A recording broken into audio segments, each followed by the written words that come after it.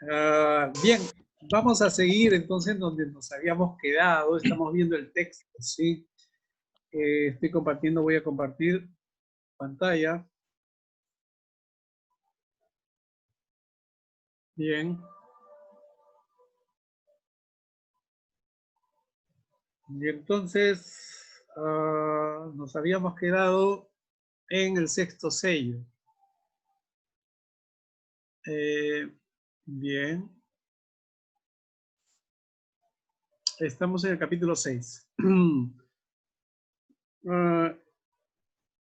Habíamos tenido hasta el versículo 8 del capítulo 6 el tema de los 4 sellos. Habíamos visto que algunos le llaman los 4 sellos, pero en este caso Bani le llama los 4 jinetes. Vamos a ver que los comentaristas le van a llamar según lo que crean que es más pertinente o más resaltante, pero lo importante es que nos demos cuenta por qué es que le llaman de esa manera. Ahora, cuando Bani pone los sellos del futuro, ya va del 6.9 al 7.17, es decir, en lo que resta de nuestra perícopa o nuestro texto a analizar. Y distingue el quinto sello y luego el sexto sello. Hay quienes toman también el 8.1, porque el 8.1 habla del séptimo sello. Cuando abrió el séptimo sello, se hizo silencio en el cielo como por media hora. Es el versículo 8.1. Y entonces juntan el 8.1 con el capítulo 7. Es decir, juntan al capítulo 7, al versículo 7.17 como un conjunto, ¿no? Y recién comienzan en el 8.2. Pero bueno, es por esa razón. Pero evidentemente que hay una distancia entre los 6 sellos y el séptimo sello. Y los comentaristas, como es el caso de Bani, comienzan en el 8.1, ya la historia de la salvación se pone en movimiento, sección de las trompetas. Porque luego se va a hablar del séptimo sello. En el séptimo sello es que se hablan las trompetas, ¿no?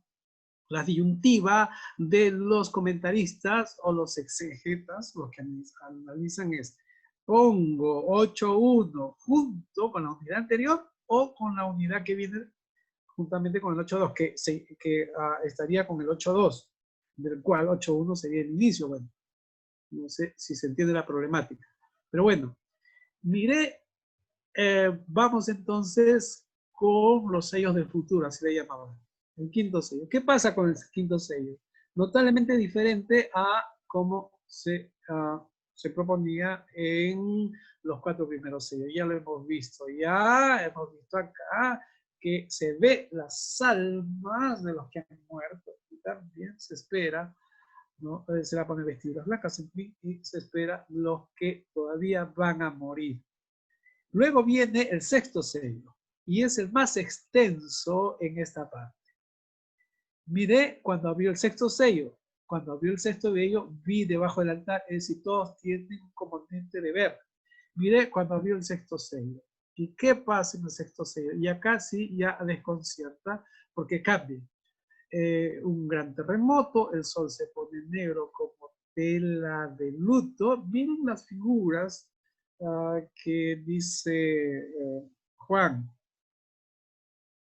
Miré cuando abrió el sexto sello que hay un gran terremoto, hay un terremoto, el sol se puso negro como tela de luto, es decir, el terremoto afecta a la tierra, ¿no? El sol no está en la tierra, está fuera de la tierra, el sol se puso como negro, como tela de luto, es decir, se apagó. La luna entera se volvió toda como sangre. Imagínense el panorama. La luna roja y las estrellas del cielo cayeron sobre la tierra, como la higuera deja caer sus higos cuando es sacudida por un fuerte Bien, te está tratando de explicar su visión, Juan, cuando lo cuenta, y se está tratando que refleje lo mejor posible en el texto, porque recuerden que desde cuando Juan tiene esta visión, esta experiencia, hasta cuando se puso por escrito hay una distancia, ¿no? Y puede ser que el texto refleje mucho o grandemente, importantemente, la experiencia de Juan, pero nunca va a ser la misma que la experiencia de Juan, por supuesto. Y ya aquí lo tenemos literariamente. Entonces, pues vemos terremoto, que es en la tierra, pero acá no se pone en la tierra, el sol que se pone negro en los cielos, la luna. Recuerden que Juan está en los cielos. La luna sangra, las estrellas caen, el cielo se replegó como un pergamino que se enrolla, y todo monte y toda isla fueron removidos de su lugar, es decir, una hecatombe total. Si es que nos imaginamos, yo creo que ahora se puede recrear mucho mejor digitalmente cómo puede ser, cómo podría ser. De hecho, muchas películas lo recrean muy bien, parecería que pasa en la realidad, pero son recreaciones nada más, ¿no es cierto? Y se hace muy bien, realmente parece que estuviera sucediendo en la realidad. Eso por un lado, lo que va a pasar, lo que pasa arriba, abajo, en todas partes, ¿no? De lo que está viendo Juan. Todo esto es una visión de Juan. El versículo 15, estamos todavía en lo que ve Juan, en lo que ve los reyes de la tierra, los grandes reyes de la tierra, los grandes, los ricos, los capitanes, los poderosos, todo esclavo y todo libre se escondieron en las cuevas y entre las peñas de los montes, y decían a los montes y a las peñas: caed sobre nosotros y escondámonos del rostro de aquel que está sentado sobre el trono y de la ira del Cordero, porque el gran día de su ira ha llegado, y ¿quién podrá sostenerse en pie? Ahora bien, es lo que está viendo Juan. Pero vamos a ver a quiénes ve Juan, a quiénes ve, a qué tipo o qué conjunto de personajes es de su contexto, de su realidad, porque él está viendo su realidad, está viendo su contexto. ¿Qué ve? ¿A quiénes ve entonces? ¿No? Fíjense. 1, 2, 3, 4, 5. 5 tipos de personas que son totalmente diferentes a los esclavos, ¿no? Y todo libre. Habría que ver acá qué significa con todo aquel que es libre, es decir, que no entra en ninguno de estas caracterizaciones, o reyes, o grandes, o ricos, o capitanes, o poderosos. Estoy tratando de que miremos, que veamos la figura, que veamos el escenario, ¿no? Y acá hay una contraposición entre todo esclavo y todo libre con todos aquellos que están en autoridad, que tienen poder, que tienen posesiones y posiciones. Pero lo interesante aquí es que Juan ve que todos se esconden en el mismo lugar. Y de hecho, que el lugar donde se esconden no es propio del primer grupo. Quizás los esclavos y quizás algún libre conoce la experiencia de las cuevas y de las peñas de los montes, pero estos no. Y entonces todos, y así aquí ya entran todos, y decían a los montes, no se hace la diferencia si son este primer grupo y este segundo grupo quienes dicen, sino que todos dicen. ¿Qué dicen? Se integran, ¿no? Caed sobre nosotros y escondernos del rostro de aquel que está sentado sobre el trono y del aire. Es decir, el que está sentado sobre el trono, que ya ha sido presentado en el capítulo 4, y del Cordero, que ha sido presentado ya terminado en el capítulo 4 y el capítulo 5. Están juntos. Y hemos visto que cuando abre los sellos está parado junto al que está sentado en el trono, que en su diestra, es decir, en su derecha, tiene el rollo con los 7 sellos, de los cuales se han abierto 4, y ahora viene el quinto, perdón, el sexto, ya hemos visto el quinto, falta uno solamente. ¿Y por qué entonces? ¿De quiénes se esconden? Se esconden del trono, del que está en el trono del Cordero, porque el gran día de su vida ha llegado y quien podrá sostenerse en pie. Es decir, que Juan está diciendo que todo lo que se ha visto antes, el sol, la luna, las estrellas, el terremoto, el fuerte viento, lo que fuere, ha sido producido por el que está en el trono y el Cordero. Bien, sigue la descripción. Miré, versículo 12, 7.1, y sigue. Se ha hecho aquí una pausa con el capítulo 7 cuando dividieron en capítulos, pero en realidad sigue el relato. ¿Qué se dice ahí entonces? Versículo 12, miré. Versículo 7.1, vi, que es lo mismo. Después de esto vi 4 ángeles de pie. Y aquí ya no tenemos una multitud de ángeles, o tenemos un ángel, sino 4 ángeles de pie. La característica es que están de pie. Y están de pie sobre los 4 ángulos de la tierra. ¿Qué serán los 4 ángulos de la tierra? Estamos leyendo nada más los 4 ángulos de la tierra. Son los puntos, los cuatro puntos cardinales de la tierra. Es la manera como se ubica en la tierra plana o en todo espacio, ¿no? Todo espacio en una sola dimensión, por supuesto, que es la plana. Entonces los ángulos, los 4 ángeles están en los 4 ángulos de la tierra, deteniendo los 4 vientos de la tierra, o sea, 4 ángulos, 4 vientos, para que no sople viento algunos sobre la tierra, ni sobre el mar, ni sobre árbol alguno. Es decir, los 4 ángeles están deteniendo lo que está pasando aquí. Y entonces, todo sucede en la visión. 7.2. Vi también otro ángel, y acá hay otro ángel, no son los 4 ángeles de pie, otro ángel que subía desde donde sale el sol y que tenía el sello de Dios vivo. Clamó a gran voz a los 4 ángeles, es decir, es un ángel que clama a los 4 ángeles, estos que están de pie, a quienes se le había dado el poder de hacer daño a la tierra y al mar. Y ahora ya tenemos otro dato de estos ángeles que tienen el poder de hacer daño a la tierra y el mar, diciendo: no hagáis daño a la tierra ni al mar, ni a los árboles, que hasta que hayamos sellado en sus frentes a los siervos de nuestro Dios. ¿Quiénes son los siervos de nuestro Dios? Aquí son los que quedan vivos, son los que están debajo del altar. ¿Quiénes son?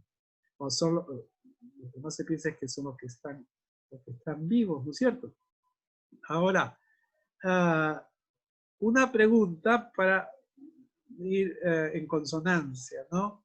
Por favor, a ver si se fijan en el versículo 7.2. 7.2. A ver, miren en sus Biblias 7.2. En todo caso, lo que estoy presentando yo, vi también otro ángel que subía desde donde sale el sol. ¿Qué estaría viendo Juan? ¿Desde dónde sale el sol? Lo que uno tiene que ubicar es: ¿de dónde sale el sol? Pregunto, ¿de dónde sale el sol? Del oriente, dice en esta versión, NBI. Ajá, del oriente. Pero ¿cuál es la sensación que uno tiene una salida del sol?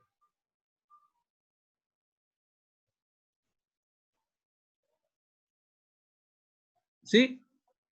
El sol, luz. ¿Cómo lo vemos? Brillante. ¿Pero alguien ha estado en una salida del sol? Sí. Sí, pues. ¿Qué sensación se tiene? ¿De dónde viene? ¿De arriba o de abajo? De abajo. De abajo, claro. Y ahí ustedes saben lo que sucede, ¿no? Es la Tierra, es un movimiento de traslación, ¿no? Es lo que está pasando. Y no es que el sol sale, ¿no? Sino que es la Tierra que ha acabado de dar una vuelta y entonces está saliendo el sol, pero no importa, pero la sensación de Juan, que es la misma de cualquier persona que vive en la Tierra, la sensación es que viene de abajo, ¿no es cierto? Entonces, él ve un ángel, por eso dice que subía, ¿eh? Que subía de donde sale el sol. Se supone que él ve 4 ángeles de pie sobre los 4 ángulos.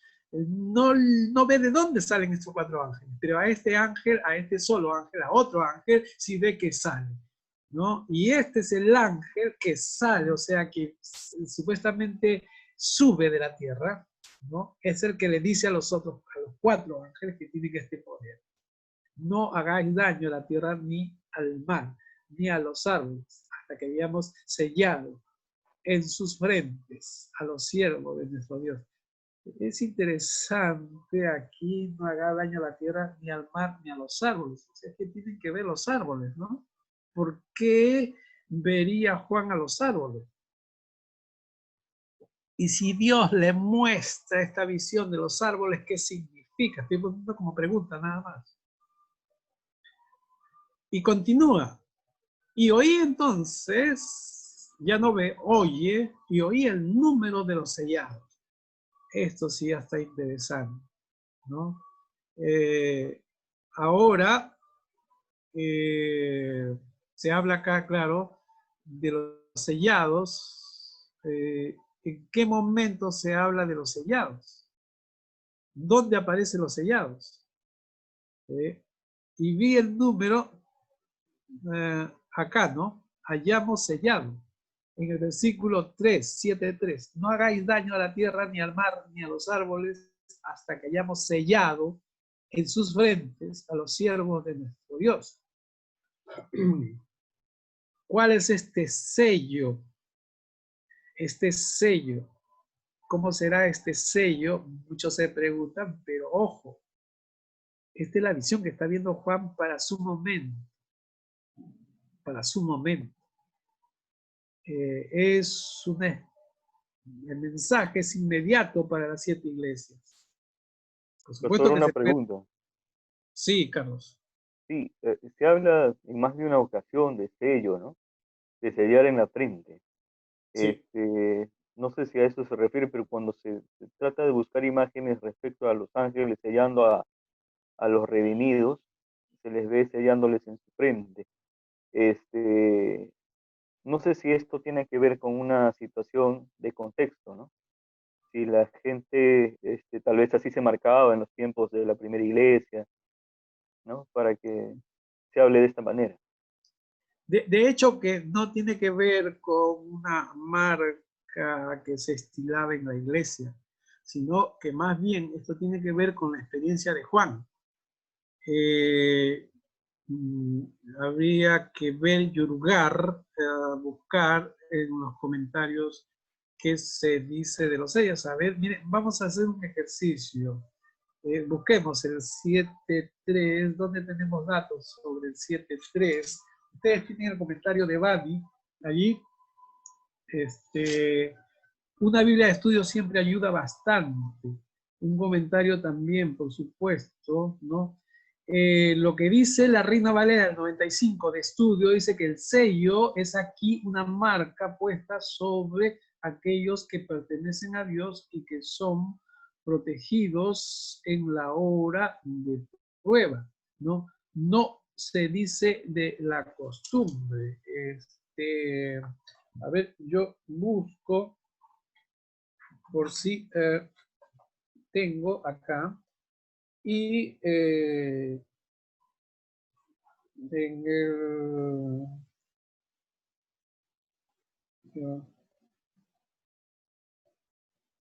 no lo he buscado. Es,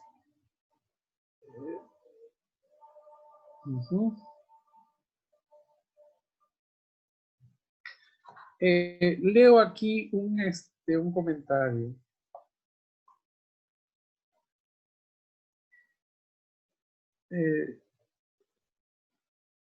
Dice, a ver.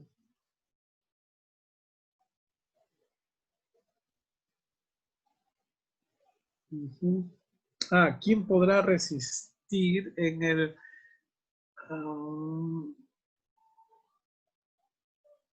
no hagáis daño a la tierra, ni al mar, ni a los árboles, hasta que hayamos llegado frente...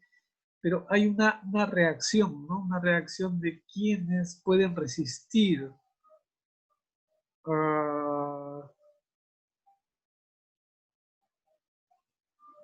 Bueno, no voy a buscar porque me voy a perder. Ya lo buscaremos. Quería leer un comentario, pero es largo. En todo caso, lo vamos a ver. Pastor Daniel, sí. Estaba viendo ahí comentarios y en Apocalipsis 14:1 aparece también un texto sobre sellos. ¿Lo puedo leer? 14:1 dice: y miré, aquí el Cordero estaba sobre el monte de Sión y con él 144,000 que tenían el nombre de su Padre escrito en sus frentes. Ajá. Sí. Bueno, voy a buscar si hay en el contexto de Juan o de ese tiempo algo que tenga que ver con la visión que tiene Juan, un poco tomando su experiencia vívida y vista también, ¿no? Porque ustedes saben que en la antigüedad sí, habían ese tipo de marcas que dependían de lo cultural también. Había que ver. No puedo responder en este momento a la pregunta de Carlos, pero seguramente que hay, ¿no? Bueno, el versículo 7:4, y oí el número de los sellados. Ya están sellados, y estos son 144,000 sellados de todas las tribus de Israel. Y hasta acá están de las 12 tribus, ¿no? Y es interesante que acá se pone de la tribu de José y de la tribu de Benjamín, ¿no? No voy a leer las tribus, y evidentemente son las tribus de Israel, tomando el Génesis, 144,000 entonces sellados de todas las tribus de Israel. Primero que son sellados. Bien. Nuevamente tenemos otro miré y vi. Tenemos un primer miré en el versículo 12, perdón, en el versículo 12, en esta subunidad, cuando viene el sexto sello, versículo 12 miré, versículo 7:1 vi, versículo 7:9, nuevamente después de esto miré y vi. Y ahora una gran multitud, la cual nadie podía contar. No se dice qué tipo de multitud, de gente, de todas las naciones, y son gente, acá se corrobora, naciones, tribus, pueblos, lenguas, naciones, tribus, pueblos, lenguas. Y a toda esta multitud de diferentes naciones, tribus, pueblos y lenguas, y fíjense que acá ya no están solamente judíos, estaban delante del trono y en la presencia del Cordero. Delante del trono, que es la presencia de Dios, y del Cordero, que es Jesús, vestidos de ropa blanca. Ya se ha hablado de ropa blanca. Y con palmas en su mano. Ya no solamente ropa blanca, sino palmas también. Y que clamaban a gran voz. Ya se ha hablado antes de naciones, tribus, pueblos y lenguas. En el capítulo 5, tenemos en el 5:9, cuando se hace loas al Cordero. Dice, dignos eres de tomar el libro, ¿no? Al Cordero se está diciendo del Cordero. Y de abrir sus sellos, porque tú fuiste inmolado y con tu sangre nos has redimido para Dios. Y acá viene lo interesante. De todo linaje, lengua, pueblo y nación nos has hecho para nuestro Dios un reino y sacerdotes y reinaremos sobre toda la tierra. Miren, se repite el final del versículo 9, del 5:9, en este versículo que acabamos de ver aquí, que coincidentemente también es el 7:9, ¿no? Que es el mismo conjunto. Y aquí todo este conjunto clama, no son judíos solamente, sino de toda tribu, pueblo, lengua. La salvación pertenece a nuestro Dios. A nadie más le pertenece a nuestro Dios. Usted sabe que siempre se dice, se canta, se expresa para reafirmar algo que se está transgrediendo, ¿no? Habrán dicho que la salvación pertenece a tal y a cual. No, acá la salvación pertenece a nuestro Dios, que está sentado en el trono. Pero no solamente a Dios, sino al Cordero, ¿no? Es a quien pertenece la salvación de todo este gentío, esta multitud. Y en el versículo 11, y todos los ángeles que estaban de pie, ¿no? Hay 4 ángeles de pie. Acá se dice, todos los ángeles que estaban en pie alrededor del trono. Ajá. Acá hay 4 ángeles sobre los 4 ángulos. Pero acá todos los ángeles que están en pie alrededor del trono, es decir, son la multitud de ángeles, ¿no? Acá lo tengo al final. Acá, ¿no? Son los ángeles. Está chico, estos ángeles de acá. ¿Ve? Al pie del trono, los ángeles, que son del capítulo anterior.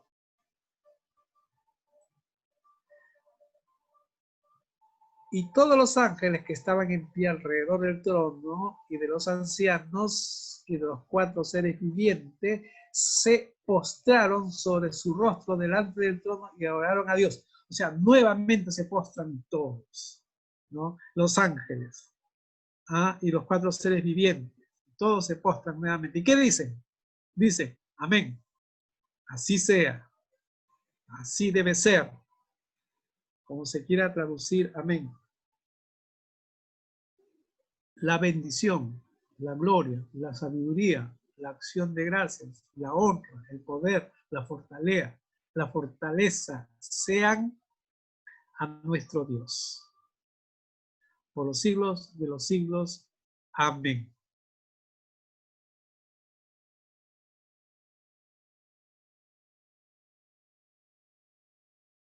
Diciendo amén y termina amén.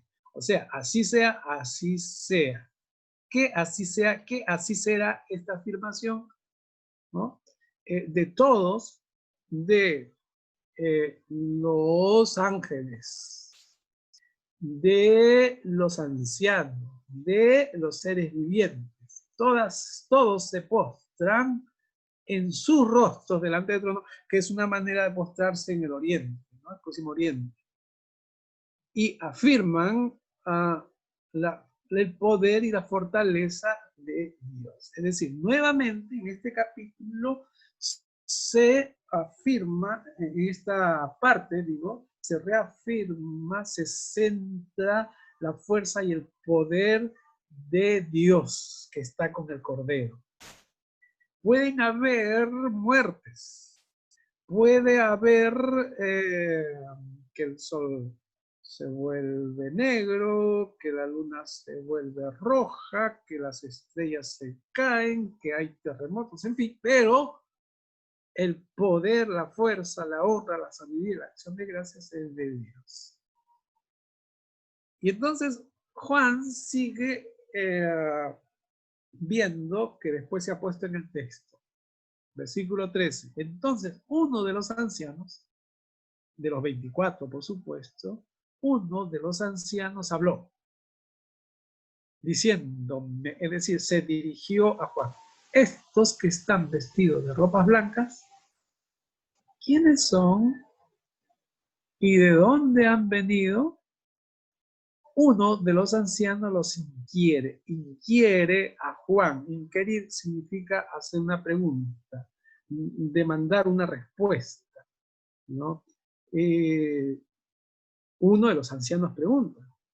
Yo le dije, Señor, tú lo sabes. ¿No? Y hay como un diálogo aquí. Él me dijo, estos son los que han salido de la gran tribulación.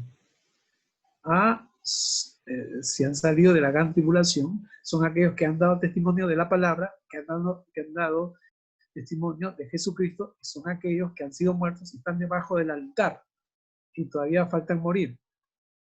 ¿Quiénes son ellos? Dice, estos son los que han salido de la gran tribulación, han lavado sus ropas y las han blanqueado en la sangre del Cordero.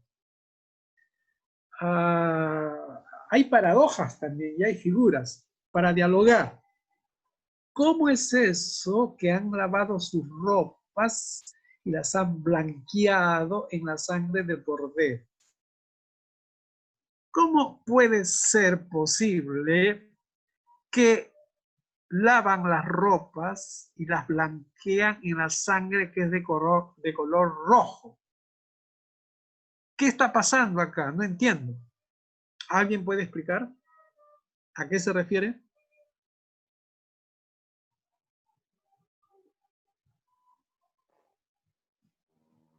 ¿Sí? ¿Qué dice? Es una figura, ¿no? Una figura de cómo la sangre de Cristo puede blanquear esas ropas manchadas, ¿no? Que finalmente se convierten en ropa blanca. ¿Qué serían las manchas entonces? Pecado. Y el pecado. El pecado, claro.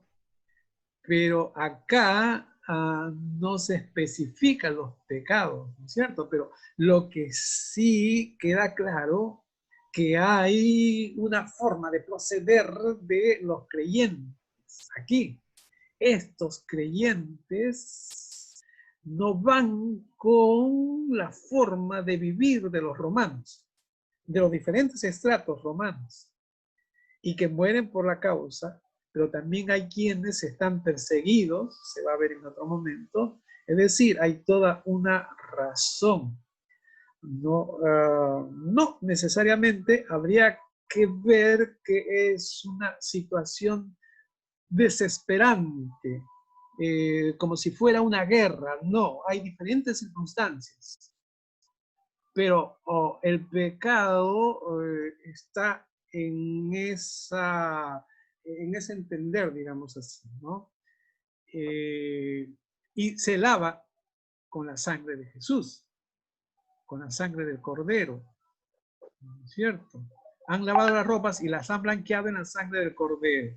Y aquí está que la sangre de Jesús, ¿no? ¿Qué dice? La sangre de Jesús nos, como la expresión, nos lava, nos limpia de todo pecado. Todo lo puede en Cristo Jesús. La sangre de Cristo nos sana, nos limpia, nos da fortaleza, como la expresión evangélica. La sangre de Cristo tiene poder, ¿no es cierto? ¿Así es? La sangre de Cristo tiene poder. La sangre de Cristo tiene poder. Qué interesante, ¿no? Acá la sangre de Cristo blanquea, lava. La sangre de Cristo nos lava de todo pecado. Bueno, estamos tomando nomás lo que dice acá, ¿eh? Ahora, vamos terminando. El 15 sigue. Por eso, él me dijo lo de que la sangre del Cordero. por eso están delante del trono de Dios. Por esa razón, para ser lavados. Y los sirven día y noche en su templo. Ahora, esto de los sirven día y noche en su templo ya saca también de la secuencia, porque se está refiriendo a una forma cotidiana, ¿no? Que hay de los creyentes de su tiempo. Ahora, el que está sentado sobre el trono, ya hemos visto muchas veces quién está sentado, y se refiere varias veces, el que está sentado sobre el trono extenderá entonces su tienda junto a ellos. Interesante. Es decir, su protección. Ya no tendrán hambre ni sed, y el sol no caerá más sobre ellos, ni calor alguno, porque el Cordero que está en medio del trono los pastoreará y los guiará a fuentes de aguas vivas, y Dios enjugará toda la lágrima de los ojos de ellos. Ahora bien, fíjense, el Cordero es Jesús. Poniéndonos en el momento de la iglesia del primer siglo, de fin del primer siglo, comienzo del segundo siglo, el Cordero ya ha hecho su parte, es decir, Jesucristo ya vino, ya resucitó, ya enseñó, y hay una iglesia que da testimonio del Cordero, que muere por Jesucristo, pero no por Jesucristo, sino por los valores del reino. Y acá hay la promesa es que ya no tendrán ni sed, no tendrán hambre ni sed, y el sol no caerá más sobre ellos, ni el calor alguno, porque el Cordero que está en medio del trono los pastoreará. ¿Es el Cordero que pastorea? ¿Es el Cordero, es Jesucristo quien está pastoreando? Ahora ya los estoy llevando, nos estamos yendo, estamos ya trasladando la enseñanza de ese momento para nuestro tiempo. Pero Jesucristo no se presenta en cuerpo y carne. Jesucristo se hace presente a través de su iglesia, a través de pastores, de pastoras, de creyentes. Pero no decirse pastor o pastora significa que está Jesucristo ahí. Bueno, pero ya estoy llevándoles ya la interpretación, ¿no? Y los guiará a fuentes de aguas vivas, y Dios enjugará toda lágrima de los ojos de ellos. Si bien es cierto que es la esperanza cristiana, pero esta esperanza acá es para ese momento que están viviendo la primera iglesia, ¿sí? Y es la esperanza para todos los tiempos también. Esto es lo que tenemos.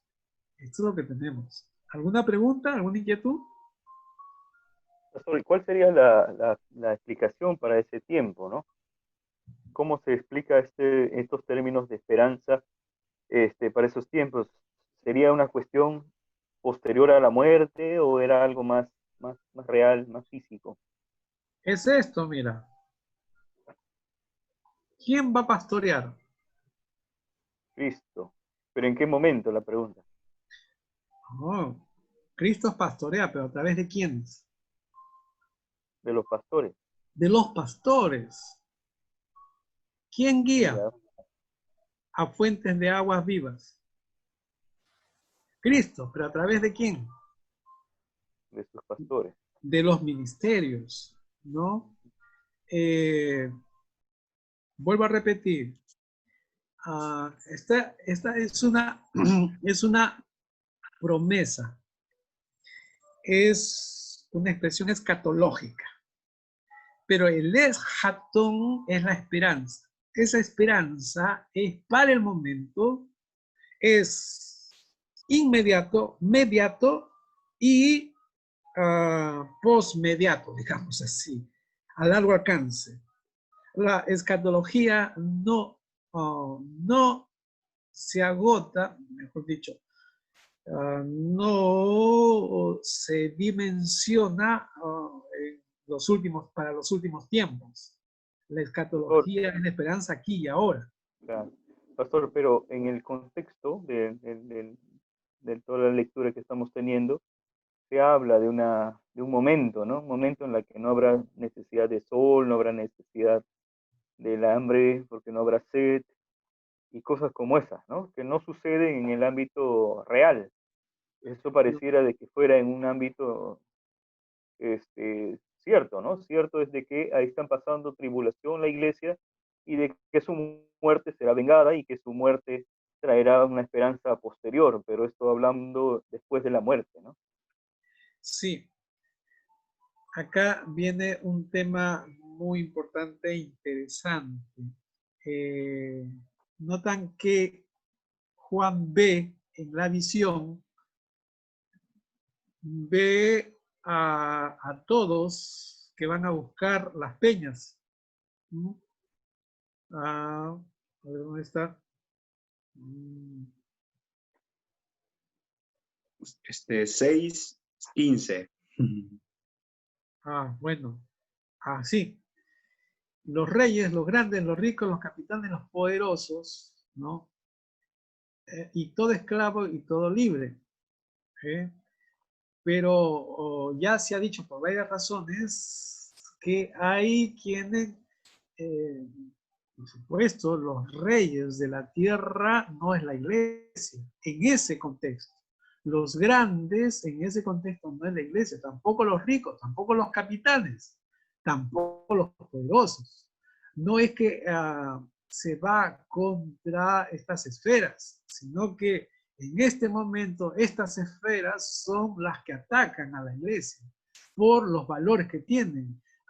Aquí no hay ningún judío, ¿no? Son aquellos que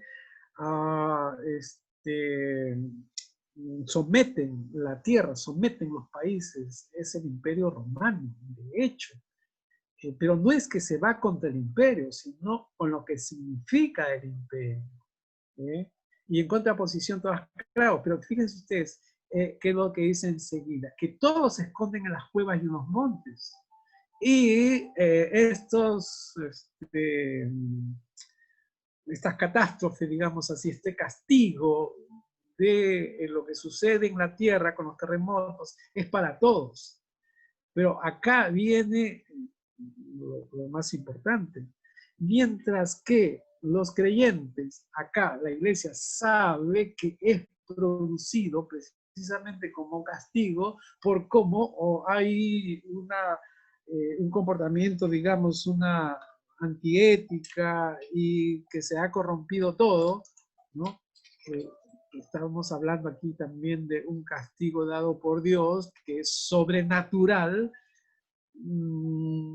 que se va a dar, pero que no se ha dado, es decir, no se ha corroborado que esto habría pasado en algún momento de los imperios, pero sí han habido catástrofes de todo tipo, puede interpretarse que de repente es castigo de Dios que se ha permitido, pero también por el pecado humano, como es el caso del coronavirus, por ejemplo, o lo que está pasando en la Tierra hoy, pero muchos imperios, naciones, países prósperos de la antigüedad han desaparecido y nadie sabe por qué han desaparecido, ¿no? Estoy hablando más allá, estamos interpretando ya. Pero el creyente acá, en este contexto, sabe por qué muere. Muere con esperanza. Mientras que el que no cree en Jesucristo toma como una catástrofe para la cual ya no hay salvación. Entonces, acá hay una esperanza cristiana. Y esto podríamos decir, por ejemplo, me acabo de acordar que de todos los decesos, en todos los decesos que he visto que se ha publicado por nuestros contactos, nuestros amigos, nuestros familiares cristianos, ¿qué es lo que se dice de quien murió? ¿Qué es lo que se dice?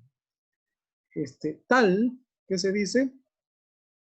Tal ya está en la presencia de Dios, ya está mejor que nosotros. ¿No se dice ello? ¿No creemos así? También dicen descansa en paz. O descansa en paz, pero siempre hay una alegría. Claro. Y si es así, ¿acaso el cristiano no anhelaría estar en una situación así? Es decir, sabe a dónde va, sabe que, pero no es que lo anhele, hay mucho por hacer. Vamos a luchar. Tiene que ver con la esperanza cristiana. Pero quien no tiene esperanza cristiana, es decir, quien entiende que es la desgracia total, ¿cómo es? Es un castigo. Bueno, es nada más, es un alcance de cómo interpretarlo. Sí. Todo no está dicho de todas maneras, ¿no? Ustedes saben que hacemos el esfuerzo.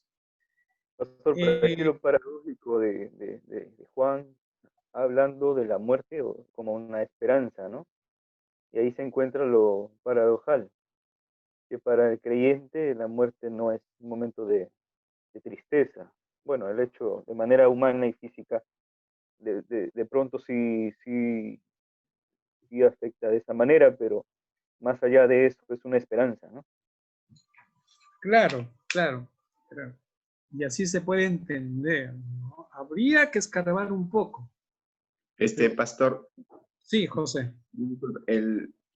El versículo, el 7, como termina en el capítulo 21 de Juan, casi también hay un texto igual que dice el del 21:4, y Sí. enjuagará Dios toda lágrima de los ojos de ellos y no habrá más muerte, ni habrá más llanto, ni clamor, ni dolor, porque las primeras cosas pasaron.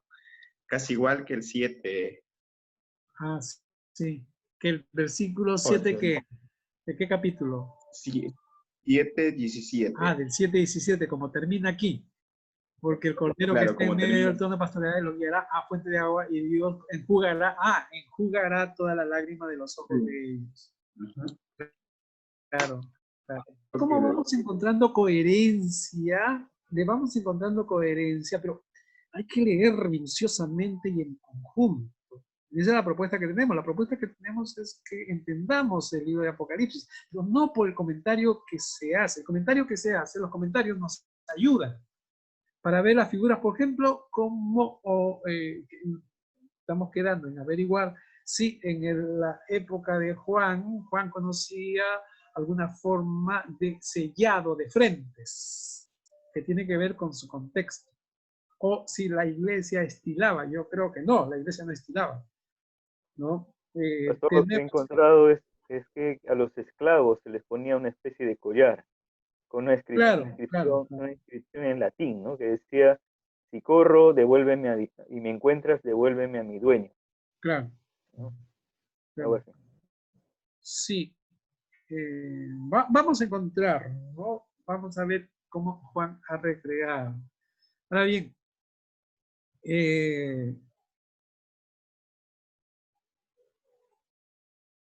ahí está Juan en la isla de Patmos, ¿no? Que es un dibujo, una pintura de la Edad Media.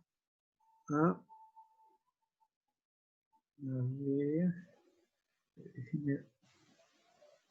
Déjenme ver por qué no nos... Bueno.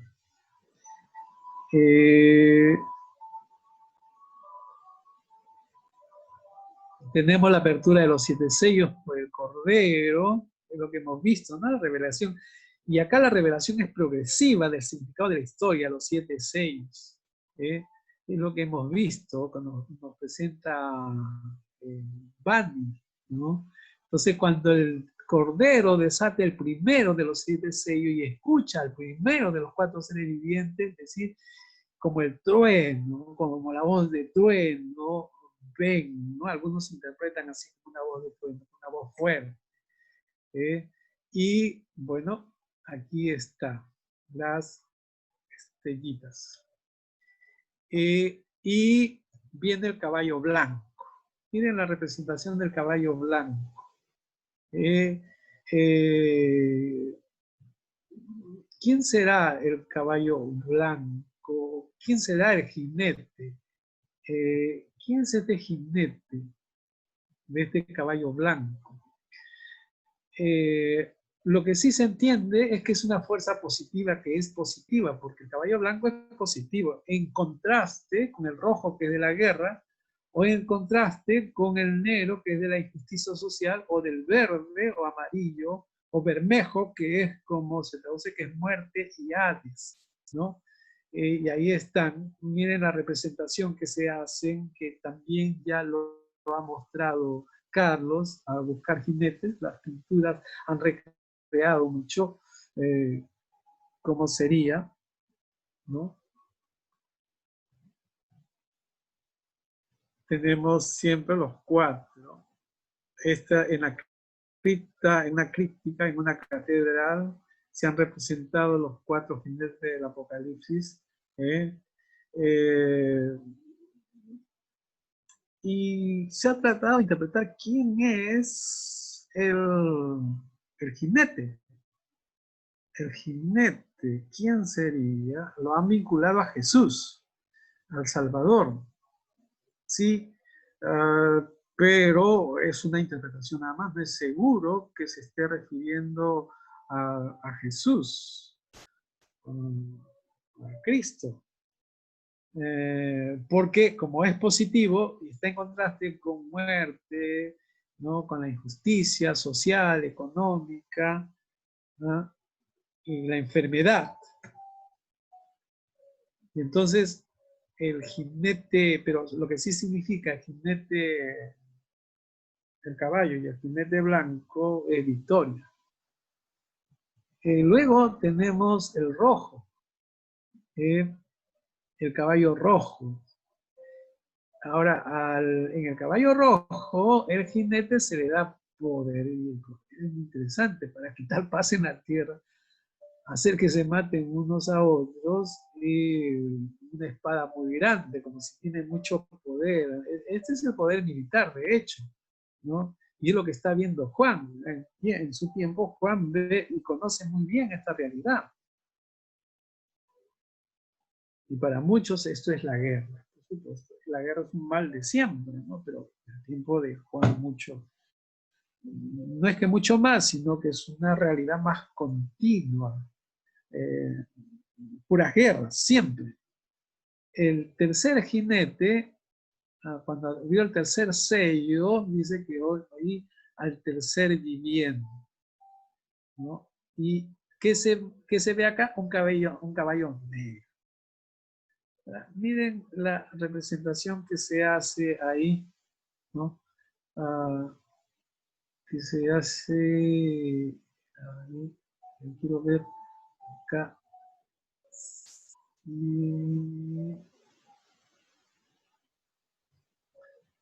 Pasa que quiero que se vea la pantalla completa, y a mí me sale todavía con estas ventanas acá abajo, y no me permite ver todo el PPT. Bueno, acá tenemos el caballo negro. Mire, el jinete viene con una balanza ya. Esta es una representación de la balanza del tiempo de la Edad Media, donde se...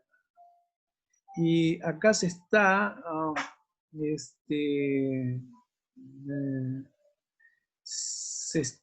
no se tiene definido qué animales, o mejor dicho, qué ser viviente, ¿no? Es el que dice. Se sugiere que es este ser viviente, pero no necesariamente. Bien. Ahora, ¿qué dice el ser viviente? ¿Qué dice de esta balanza? Dice, además con la balanza, 2 libras de trigo por 1 denario y 6 libras de cebada por 1 denario, ¿no? Cuando se hace la investigación de cuánto es 1 denario para 2 libras de trigo, se comprueba que 1 denario es un jornal, es un jornal de todo un día. Es decir, la idea aquí, para el contexto, es que es demasiado caro. Es un precio impagable. Es decir, 2 libras de trigo por 1 denario, 6 libras de cebada por 1 denario, y el trigo y la cebada es el alimento fundamental de las clases más sencillas del pueblo. Entonces no se puede, no hay forma de comprar. Por lo tanto, la balanza significa en todo contexto justicia. Acá hay una injusticia. Y eso es lo que está viendo Juan, es lo que está expresando y lo que se está expresando con las figuras. Y cuando se dice acá en el dicho, pero no dañes aceite ni el vino. Ahora, preguntémonos, hagamos una comparación, pero buscando en el contexto lo vamos a hallar muy bien. ¿Qué contraste podemos hacer entre el aceite y vino con el trigo y la cebada? ¿No? Mejor dicho, ¿cuáles son más necesarios acá para la vida? ¿El trigo y la cebada o el aceite y el vino? ¿Qué podemos decir? ¿Qué podemos intuir? El trigo y la cebada.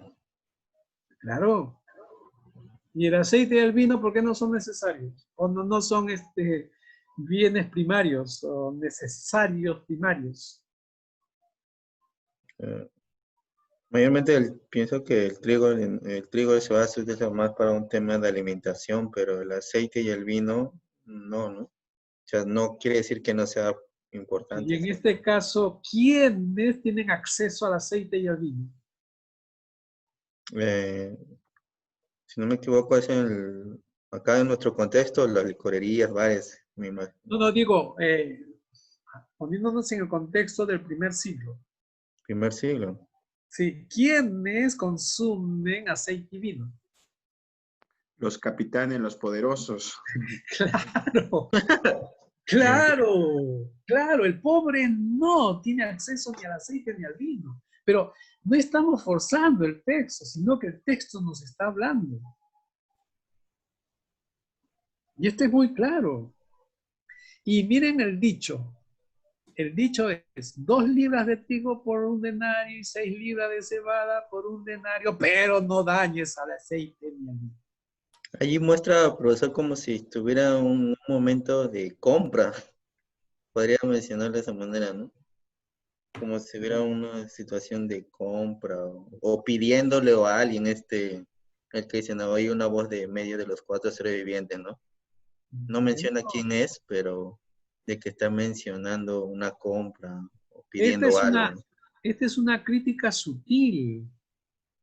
Esta es una forma sardónica, burlesca, pero con estilo, de decir cómo se da prioridad al aceite y al vino.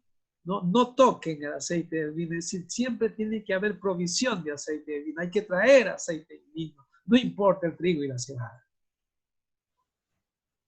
Se podría profundizar, podría hacer una predicación solamente sobre 2 libras de trigo por 1 denario de 6, por 1 denario y 6 libras de cebada por 1 denario, pero no dañes el aceite y vino.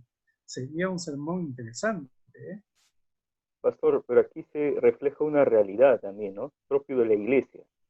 Una iglesia de humildes, una iglesia de pobres, a los cuales se quiere preservar con lo fundamental, ¿no? Que es la cebada y con el trigo. En contraste a esta crítica que se hace a los ricos, ¿no? A los poderosos. Claro. Solamente que estamos en un momento en el que la iglesia está, como dicho, es una comunidad que está comunicando los principios del reino. Hay que ubicar el contexto, ¿no? Entonces, lógicamente, los bienes suntuosos, la vida acomodada, no responde a los principios del reino. Tenemos ahí el ejemplo del joven rico, por ejemplo, el llamado joven rico, que tenía muchas posesiones y no siguió a Jesús, ¿no es cierto? Vemos a una iglesia que apunta a la solidaridad, al compartir, y en fin, y está en un medio tan hostil al compartir. Y esa es la historia del cristianismo en realidad. Pero, ¿qué ha pasado con el cristianismo? El cristianismo en la historia se ha hecho de aceite y de vino. Y más bien es el cristianismo quien tiene el aceite y el vino y en desmedro de otros que tienen solamente trigo y cebada, no necesariamente siendo cristianos. O sea, es un trasrevés, ¿no? Por supuesto que era para más, ¿no? Pero el dicho es muy claro, ¿no? Y tiene que ver con una realidad de la iglesia en ese momento. Ahora, eso no quiere decir que los cristianos no puedan tener acceso al aceite y el vino, sino no toquen el aceite y el vino, pero el trigo y la cebada sí. Esa es la idea. Bueno, nuevamente los jinetes para reafirmar, y esta es una representación en otro momento del beato de San Severino, ¿no? Y esto tiene que ver con la injusticia, entonces, era injusticia social y la injusticia económica.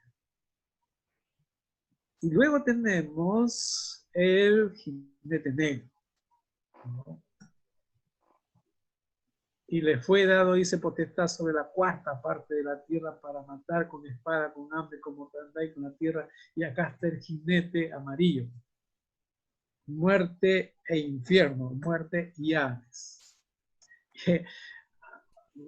¿Han escuchado los 4 jinetes del Apocalipsis? Que siempre cuando se habla de los 4 jinetes del Apocalipsis, encierra miedo, encierra temor, es tenebroso, los 4 jinetes. Ahora, llama la atención que el jinete rojo, el jinete negro y el jinete amarillo o verde o bermejo, ¿no? Son negativos, mientras que el jinete blanco es positivo, ¿no? Y entonces, algunos han interpretado que el jinete blanco para nada tiene que ver con el Cordero, tiene que ver con Cristo, sino el jinete blanco tiene que ver con un rey, un poderoso, vestido de blanco, que es como que se presenta como bueno, pero en realidad, ¿no? Tiene atrás todas estas fuerzas, digamos así. Entonces hay no se ha resuelto todavía a quién se refiere este jinete. Se le vincula con Apocalipsis 19, porque en Apocalipsis 19 se habla de un jinete, ¿no? También el 19:11, entonces vi el cielo abierto y había un caballo blanco. El que lo montaba se llamaba Fiel y Verdadero, y con justicia juzga y pelea. Sus ojos eran como llama de fuego, en su cabeza tenía muchas diademas y tenía escrito un nombre que ninguno conocía sino él mismo. Estaba vestido de una ropa teñida en sangre y su nombre es la palabra de Dios. Entonces, por supuesto, parecería ser que tendría que ver con Jesucristo, pero muchos han analizado que el capítulo 19 no se está refiriendo a este jinete que es del conjunto de los 4 jinetes. Y entonces, cuando se habla de los 4 jinetes del Apocalipsis, en realidad son aquellos jinetes que están para sembrar el terror, para sembrar la muerte, para sembrar el engaño. ¿No? Es una interpretación, por supuesto. No digo que así sea. Cada uno tendrá que buscar, ¿no? En esta presentación se le pone a el jinete blanco como la victoria, al jinete rojo como la guerra, al jinete negro como la injusticia y al jinete bermejo, amarillo, medio verdoso, que es el color de la enfermedad, como muerte e infierno o Hades.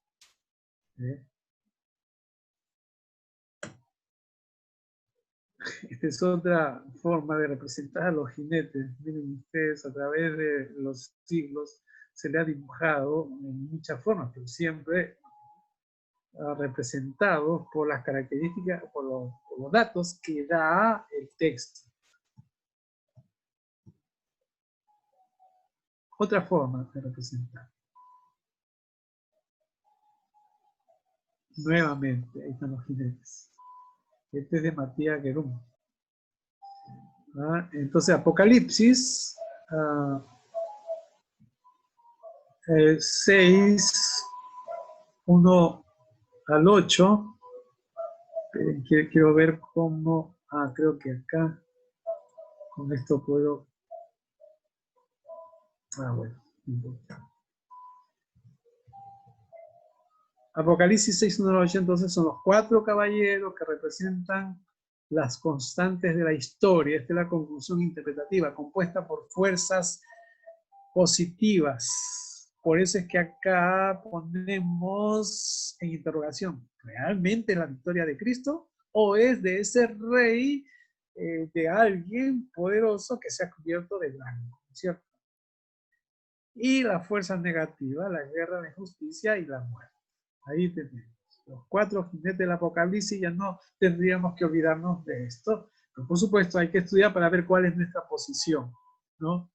Y esto tiene que ver con el fondo de la historia, ¿no?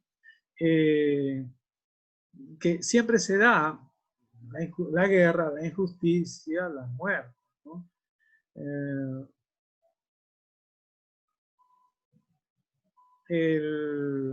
El grito de los muertos por la palabra de Dios marca el comienzo, ¿no? El comienzo de toda la historia del Apocalipsis. Me estoy poniendo así porque no leo en la parte de abajo.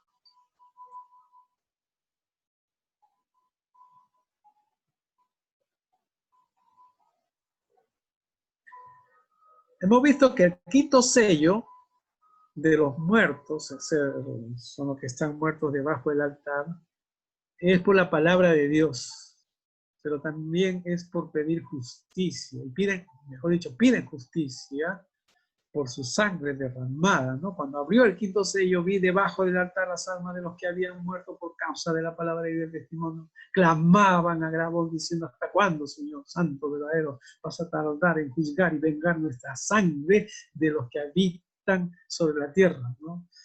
Hay un derramamiento de la propia sangre y hay un clamor del derramamiento de la propia sangre. ¿Hasta cuándo, Señor? Acá hay una ilustración, un dibujo que está en latín, ¿no? Este es en la cripta de la catedral de Amiani, Italia. Aquí hay una inscripción en esta pintura. Y acá está el trono, el cordero, ¿no? Los que están debajo del altar. ¿Y qué dice? Dicen: Vindica Domini sanguinem nostrum. Es decir, vénganos, Señor, vénganos, o venga, Señor, venga, ¿no? de vengar. Señor Domini, venga, Señor, la sangre nuestra. Es lo que dice en latín. Bueno, acá es la representación de las vestiduras blancas. Y es la interpretación que se hacía, y ya hemos dicho que también se hacía mucho dibujo para enseñar a los que no sabían leer, ¿no? Entonces, 6 sellos, ¿no? Y está en 3 escenas. Hay el anuncio, el 6º sello, perdón, es la respuesta a las 3 escenas. El anuncio de la ira en las 7 conmociones cósmicas. Es interesante que hay 7 conmociones cósmicas. No las hemos contado al principio, pero aquí están, ¿no? ¿Dónde están estas conmociones? ¿No? ¿Qué tenemos acá? ¿No? Tenemos el sol negro, 1. La luna entera, roja, 2. Las estrellas que se caen en la tierra, ¿no? El 4, el cielo que se repliega, ¿no? Y todo monte removido de sus lugares, y el gran terremoto. 7. Ahora, qué casualidad que son 7, ¿no? La protección de los 144.000 con el sello en la frente, ¿no? El sello en la frente que puede ser al estilo del contexto de Juan, habría que ver, pero independientemente de que ustedes saben que los judíos, en el judaísmo se estilaba a ponerse textos bíblicos de cuero en las muñecas, pero también a escribírselas, ¿no? Y se escribían textos que se la ponían en la frente, no escritas, pero no escritas sobre la piel, pero sí en algún material, sería de cuero, ¿no? Entonces, lo que tenemos acá es que acá tenemos más allá de la gran tribulación, la iglesia en casa, porque todo esto era un mensaje a las iglesias de Juan. Seguimos interpretando. Al final de la historia, entonces, la multitud innumerable que pasa a través de la gran tribulación canta la liturgia eterna al trono de Dios. Hay clamor, ¿hasta cuándo, Señor, la sangre va a clamar y derramamos nuestra sangre? Pero antes que la ira se desate a través de la violencia de los 4 vientos, con los ángeles, ¿no?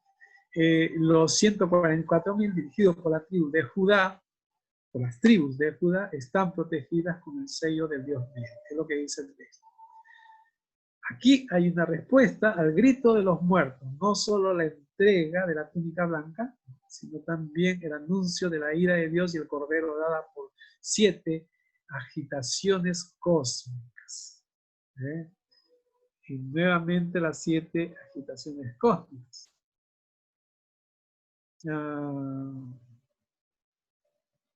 Esa es la respuesta al anuncio de la ira. Siguen las 7 agitaciones cósmicas, ¿no? Mira, acá hay una representación de cómo el cielo se repliega, como un pergamino.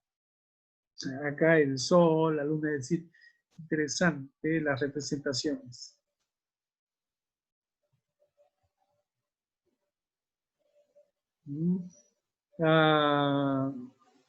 Nuevamente, una representación, ¿no?, de aquel que está sentado, de la ira del Cordero, porque el gran día de su ira ha llegado. ¿Quién podrá sostenerse en ti? Esta es una manera de representar ese momento.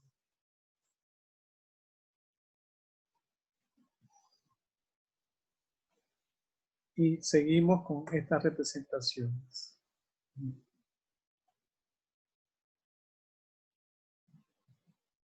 Bueno, vi también, dice otro ángel, que subía desde donde sale el sol. Bueno, será el ángel que viene de arriba. Hay que interpretar. Acá en el centro está la cruz.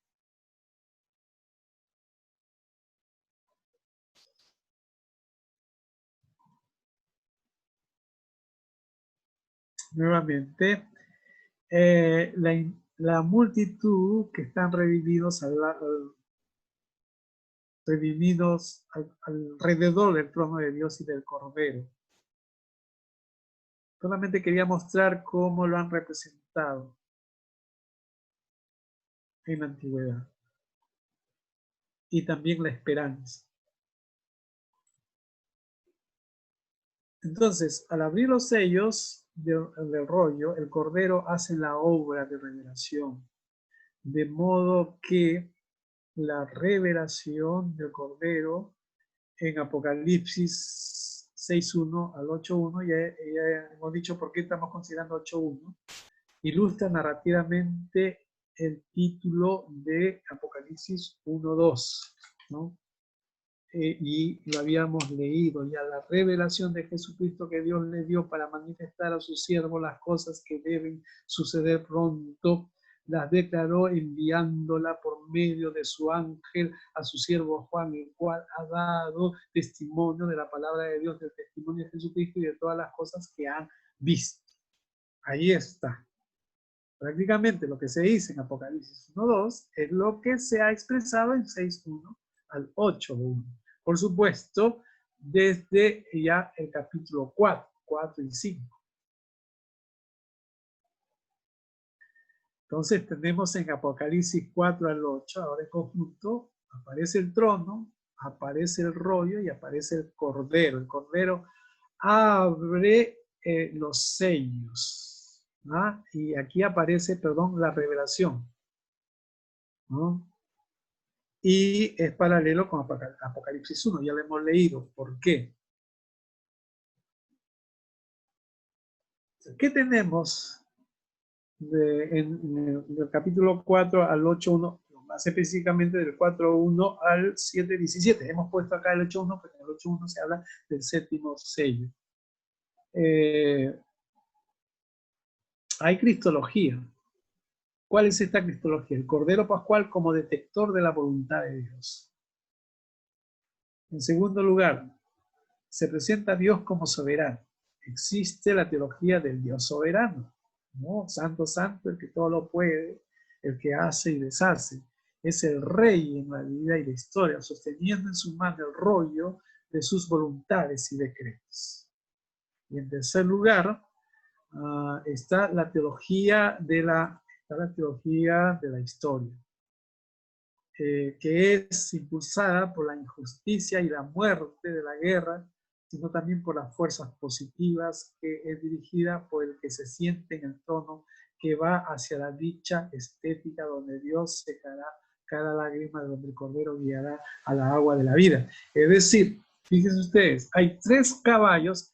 Todo depende de la interpretación que se dé, pero si se da la interpretación de que hay una fuerza positiva y 3 fuerzas negativas, por el jinete rojo, negro y bermejo, amarillo, verde, ¿no?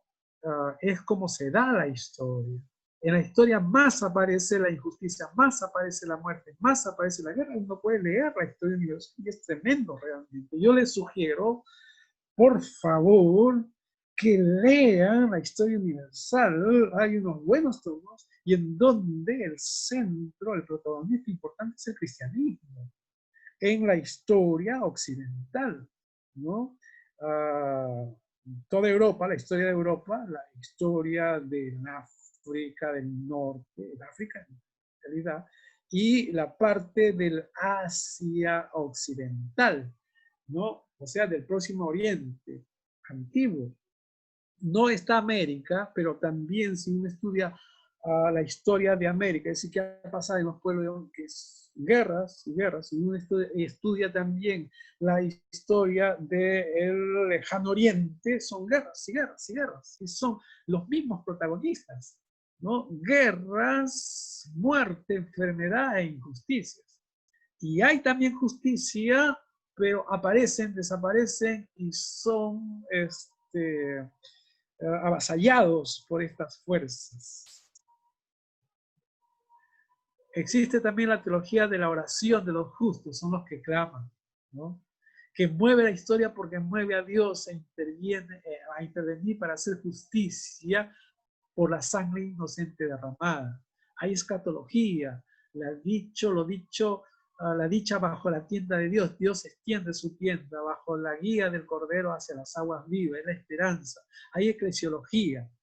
El único pueblo indivisible de Dios está formado por las 12 tribus, dirigidas por las tribus de Judá.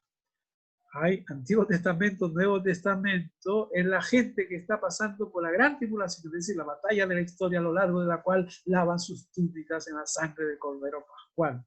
Es el pueblo cuyos miembros provienen de todas las lenguas y naciones, que fieles y perseverantes vienen a su patria para celebrar la liturgia perpetua en la felicidad eterna, es decir, la esperanza, ¿no?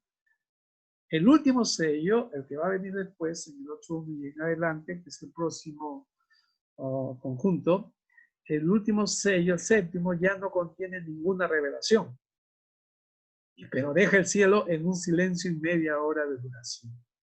¿Ah? Pero no es un silencio de angustia o miedo, como dicen muchos comentaristas, para nada, sino un silencio de esperanza gozosa, que los decretos divinos revelados por el Cordero se hagan en extrema nivel. Ya va tomando sentido el Apocalipsis, ¿eh? 8.1 dice, cuando abrió el séptimo sello, se hizo silencio en el cielo, como por media hora. Y miren, aquí hay una representación de esa media hora, ¿no? Y no tormentosa, temible, tenebrosa. Muy bien, hasta allí y hemos llegado a las 22:1. Voy a dejar de compartir. Y solamente para decir que la próxima, voy a decir a José Cuya, José, tú tienes, a ver, te digo el que tienes.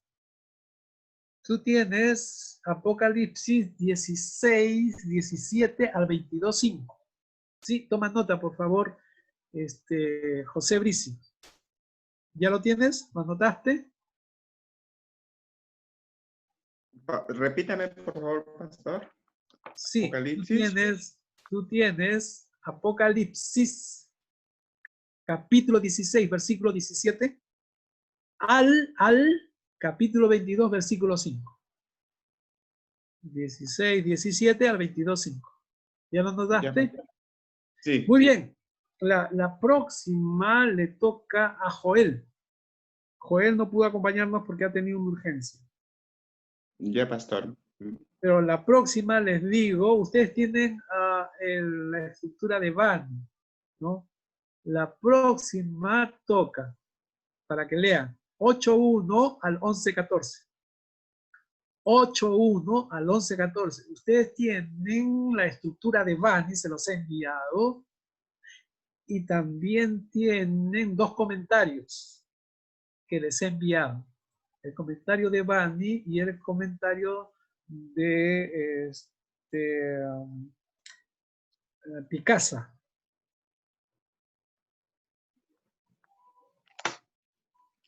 Pero miren, me he despeinado por mucho.